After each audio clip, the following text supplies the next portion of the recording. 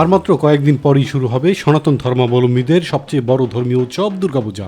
ঢাকের শব্দে মাতোয়ারা হবে পূজা মণ্ডপগুলো। সে লক্ষ্যেই শেষ মুহূর্তের প্রস্তুতিতে ব্যস্ত বরিশাল গৌরনদী ও আগুইলঝাড়ার বাদ্যযন্ত্র কারিগররা।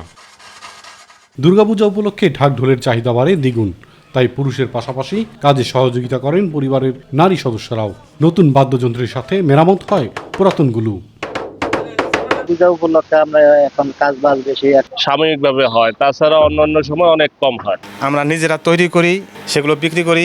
একটা ঢাক মজুরি আমরা নতুন করলে 10 থেকে 12,000 টাকা। এখানে আসা লোকজন জানান, প্রতি বছর পূজা আসলেই ঢাকঢোল মেরামত অথবা ক্রয় করতে আসেন তারা। তবে দিন দিন বেড়ে চলছে বাদ্যযন্ত্রের দাম। আগরজোড়া থেকে ঢাক ঢোল মেরামত করার জন্য টর্কি আসে। আমি এই মৃদঙ্গটা সারানোর জন্য টর্কি বন্দরে কৃষ্ণদার দোকানে আসছি। টিনগুলা চাকগুলা বাঁশ কিনে আমরা বানাই নিয়ে যেতে হয়, আর যদি ওনরা বানাই দেয় তাহলে আরো খরচ একটু বেশি পড়বে। পঞ্জিকা মতে আগামী 9 অক্টোবর বুধবার ষষ্ঠী পূজার মধ্য দিয়ে শুরু হবে দেবীর নবপত্র কল্পারম্ভ। ওই দিন মণ্ডপে মণ্ডপে বেজে উঠবে ঢাকঢোল আর কাসরের বাজনার শব্দ এবং 13 অক্টোবর রবিবার দশমী বিহিত পূজার মধ্য দিয়ে শেষ হবে 5 দিন ব্যাপী শারদীয় দুর্গাপূজা। এবার দেবী দুর্গার আগমন হবে দোলায় বা পালকিতে, আর গমন হবে গজ বা হাতিতে। ইলিয়াস কমল, মাই টিভি।